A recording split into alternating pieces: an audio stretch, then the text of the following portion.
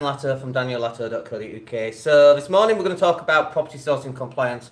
We're here in Spain. It's a really nice day. Just to see if I can show you what's going on at the other side. That's my view today. You can see the sun there. It looks glorious. So that's always nice. So we're in Spain. I've lived in Spain now for the last 4 years. I've been a property investor for 20 years.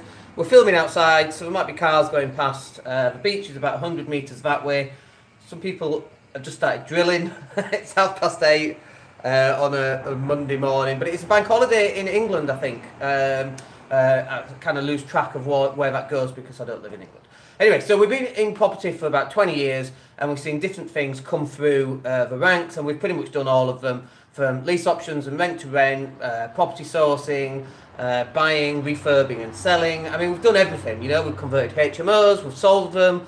There's not that much that we haven't really done, but one of the big things that's been coming through are property sources, and in fact we actually help train up property sources. So if you're thinking about becoming a property sourcer, then definitely get in touch at the website. But there's a big thing that's going on right now that a lot of people are just simply not aware of, and I think part of it is maybe it's an education thing, sometimes it's ignorance. So let me explain what ignorance is. Ignorance is there's two types of ignorance. The first one is you don't know what you don't know, right?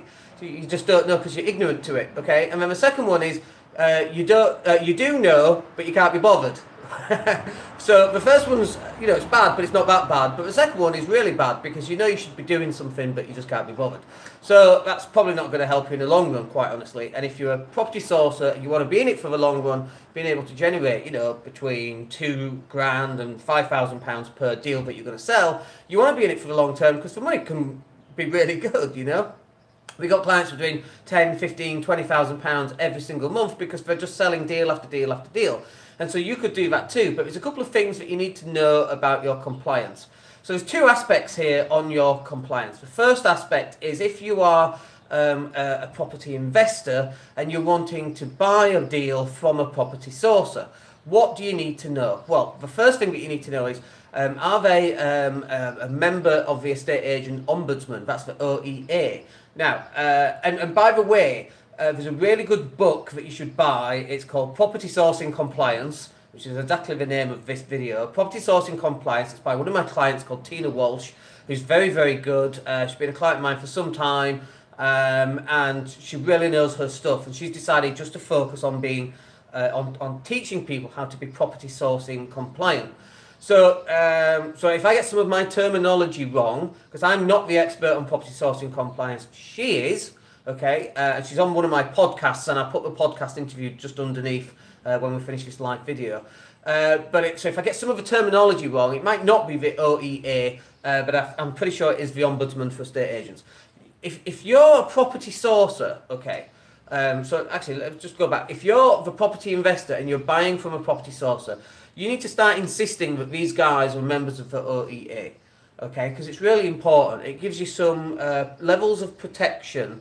And so on and so forth, and they're the things that you need in order to make sure that you're buying the right deal. Now, so you need to be asking, are you a member of the OEA? Now, if a property sourcer says, no, I'm not a member of the OEA, you just have to make a decision as to, are you going to use them or not? I mean, there's a chance to educate them so that they can do that, but it should be like firing off a couple of warning bells for me if they're not properly set up as a property sourcing company. And then the next one is, what insurance have you got? Have you got public liability? What level?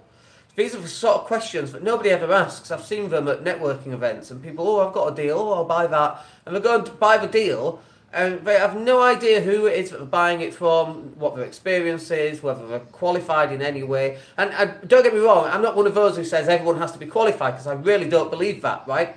The results are what speaks for themselves. I'm not qualified as a coach, right? But my results speak for themselves. So I'm not a great believer in that you have to be qualified, but I am a great believer in that you've got to have all these little things in place so that people are not going to take advantage of you as a property investor. So then the other aspect of that is, if you're a property sourcer, what sort of stuff do you need? Well, we mentioned the OEA, we've just mentioned the insurance. What about GDPR? Like the data protection. I mean, before it was like DPA, Data Protection Act. and you had to become a registrar under the data protection laws. Now, this is really funny because we never did that as a letting agent when we first started. It must be, how long was it now? It must be 14, 15 years ago when we created our lettings agency, and then we sold it in 2011, I think it was. But we never bothered with Data Protection Act because we were always like, well, who's gonna enforce it? No one's going to enforce it, so what's the point? And actually, the only time that we actually signed up for the Data Protection Act was because we were forced, because new legislation came in, and we were forced to become members of the estate agent ombudsman. And I think that's a good thing, by the way. You know, we're a little bit lax on some of those. But actually, as we grew the business, which we then sold, we had to get legally compliant on all of those areas because it's really important for you to grow your business, okay? And if you're a property sourcer and you are keen on growing that business for the next 5 or 10 years, because it can pay very well and you can help all these people get deals that they couldn't find. If you are intending to do that, then you need to be playing by the rules.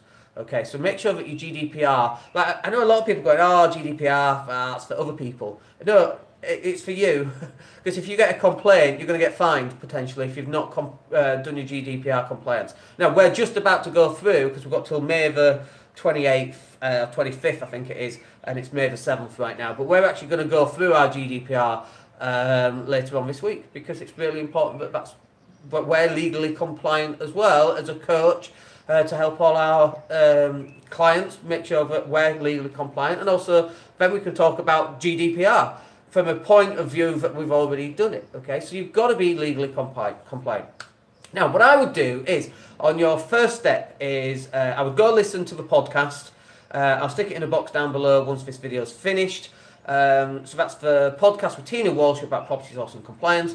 Number 2, you want to get more details, so you want to go buy Tina's book on Amazon. It's not cheap, it's like 25 quid, but it could well be the best 25 quid you've ever spent if the ombudsman comes knocking. Does that make sense, right? And then number 3 is that Tina's actually running some training courses throughout the UK. I would actually go and sign up for those training courses and just immerse yourself into legislation. I know, oh my God, immersing myself into legislation sounds like the worst thing ever. How boring could it be? But you know what? Boring pays a lot of money. You know, boring saves you from getting fined. One of the best books I ever read was the Times Tax Guide 2007, I think it was. The bloody tax guide. It saved me so much money because I understood what was going on with tax, what to pay, what not to pay, what to argue about, what I should be paying, and so forth. So we had some interesting conversations with my accountant. He probably regrets me having read that book. But, you know, if you want to move forward, you've got to be educated about how we move forward, both from, you know, reading a book and experiencing some of it on a workshop, for example, but also you've got to be financially literate. So you've got to be GDPR literate. So that means that when someone talks to you about GDPR, you know what you're talking about. When someone talks to you about property sourcing compliance, you know what you're talking about. So you've got to start signing up for this stuff. It's a little part of your business. It's like 1% of your business. But if you don't do it, it's like 1% can take your business down. It's just not worth it. It's a day out. It's a couple of £100, but it's totally worth doing. All right, and I think that will do us for this morning's video. I hope you're well. If you've got any questions, come and find me at my website at www.daniellatto.co.uk, and we'll speak to you soon. Take care.